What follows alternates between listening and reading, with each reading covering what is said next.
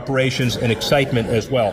Fatma Al-Nuaimi with the World Cup Qatar 2022 committee, the Supreme Committee for Delivery and Legacy. I'm not sure I got all the words right, but I think I got them all out. Thank you. How are you?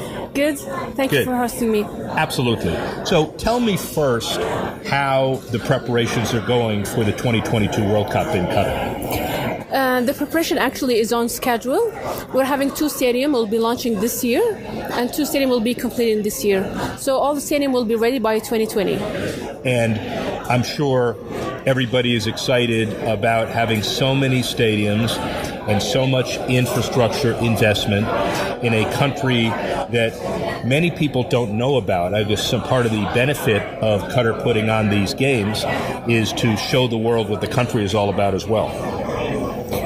Well, for us, when we bid for the World Cup, it's not only about the let's say we promised to deliver a world-class sporting facilities, but we're actually looking beyond the legacy of this hosting this tournament when it comes to social, human, economical development. So, and we started, these different programs and. When it comes, or different initiatives, when it comes to these social and human development. So get a little more specific, if you would, about the whole aspect of legacy. Mm-hmm. There are a lot of major events, World Cups, Olympics, that promise the legacy and are short on delivering that. You obviously are very committed to having these facilities be the beginning and not the end. Talk a little bit about that. Yeah, just like you said, Doha is small in size, and we don't need all of these different the big facilities. So we have, for example, one of the facilities that will be fully demountable. It's designed to be sustainable through shipping containers, and this is one of the legacy that we're trying to do. Every stadium, have a capacity of around 40,000 or 80,000 seats, and post the tournament, we will be demount all of these stadiums. Where are they going? They will be donated to countries that lack of sporting infrastructure. Do you see this as it's an ingenious and novel way to build facilities? I've been in the facility business for a number of years in America, and you can't move them. And it costs $1 billion. $1 billion here is not easy anywhere. But the idea of portable, demountable facilities is something that hasn't been focused on. And if it's successful, I'm sure it will create a legacy in and of itself. Yes, this is what we have learned from previous tournaments. Looking at the example of Brazil and different countries, I think this is one, and our commitment to sports, which goes beyond our country and for the region and the rest of the world. The bid surprised a lot of people. We're past all of that. The United States thought they would get it. A lot of people think they get bids. But the beauty of the World Cup as an institution is that beyond yours, and then you've got another one, and in the not too distant future, the U.S. and Canada and Mexico have a joint World Cup as well.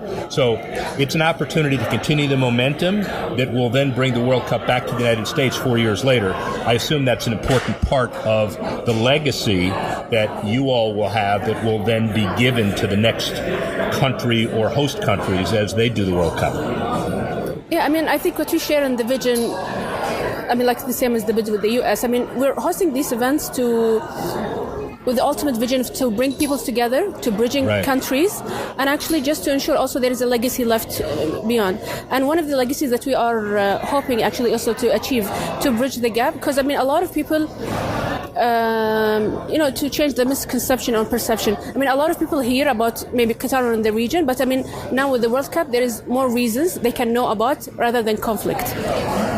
Tell me also why you're here today. What is the relationship between Qatar and the MLS and DC United? Why is this relationship important? Football development, utilizing the power of football to drive social change. Through the embassy and the partnership that they have with DC's cores. Yeah. Like you see today, everybody and the communities and the engagement that they're having and the activations. This is, what's more important for us. And we do have, different programs when it comes to Generation Amazing, where we use, the football as a tool. And we do, operate in a lot of different countries. We have like India, Nepal, Pakistan. So we're always trying to focus on how we can engage the communities and using the football, as a tool. And today, going around the stadium, seeing, these families, and it was really actually successful activations. Yeah, and not just an activation from a marketing perspective, but also to do social good, the power of sports.